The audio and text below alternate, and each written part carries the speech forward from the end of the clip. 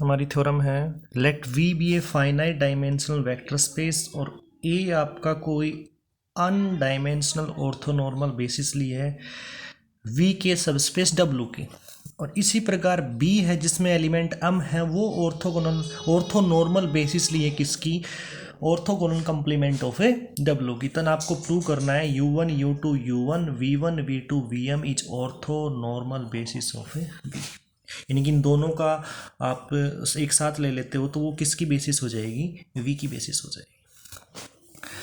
जैसे हमने कल एक थ्योरम की थी v क्या है, w और इसके ऑर्थोगोनल कंप्लीमेंट का डायरेक्ट सम है।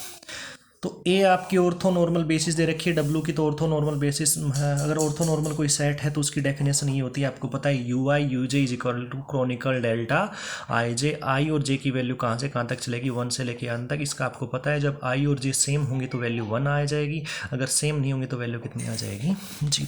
इसी प्रकार बी इसकी ऑर्थोनॉर्मल बेसिस है किसकी, W के ऑर्थोगोनल कंप्लीमेंट की। तो वही फिर से लगा देंगे V R V S, R और एस कहाँ से कहाँ तक चलेंगे, 1 से लेके m तक। ये भी क्रॉनिकल डेल्टा है, इसकी वैल्यू 1 होगी अगर ये सेम है, अगर 0 होगी अगर ये डिफरेंट है। तो यहाँ से क्या किया, W से तो एलिमेंट ले लिया इसने, यू आई आई चलेगा 1 से लेके n तक, और W ऑर्थोगोनल कॉम्प्लीमेंट में से ले लिया W के वी आर भी 1 से लेके कहाँ तक चलेगा, m तक चलेगा। अब देखो W, ये तो W का एलिमेंट और ये इसके ऑर्थोगोनल का कंप्लीमेंट का एलिमेंट है। कहने का मतलब ये दोनों आपस में क्या होंगे, परपेंडिकुलर होंगे, तो इनका डायरेक्ट जो आप इनर प्रोडक्ट स्पेस निकालोगे कितना हो जाएगा, 0। कहने का मतलब जो आपका ये सेट है ना u1 u2 u1 -1 v1 v2 vn, ये आपकी क्या हो जाएंगी, ऑर्थोनॉर्मल सेट हो जाएगा। क्योंकि देखो u वाले तो प्रॉपर्टी सेटिस्फाई कर ही रहे हैं और v वाले भी सेटिस्फाई कर रहे हैं। अब जैसे मान लो मैं u के साथ में कोई v लूंगा, सेम तो है नहीं, वो डिफरेंट है तो उनका क्या आना चाहिए, सिर्फ 0 आना चाहिए। यानी कि दोनों कंडीशन इसमें सेटिस्फाई हो रही हैं। जैसे u वाली तो इसमें थी, v वाली ये रही। अब यानी कि बात आती है, देखो u और v के सेम नहीं है तो कोई भी एक u लेंगे, कोई भी एक v लेंगे, उसका आप यानी क्या निकालोगे,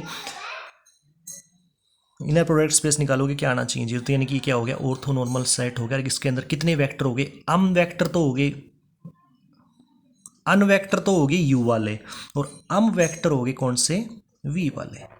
ठीक है ना, v के m वेक्टर है भाई, ठीक है। तो ये लीनियर इंडिपेंडेंट भी हो जाता है। इसका मतलब डायमेंशन ऑफ v क्या हुई, डायमेंशन ऑफ w प्लस में dimension of orthogonal complement of w bar. इस w में कितने एलिमेंट थे, अन एलिमेंट थे, क्योंकि कोई भी अगर आपका वेक्टर स्पेस है ना उसमें कितने एलिमेंट होते हैं, जितने उसकी बेसिस में होते हैं।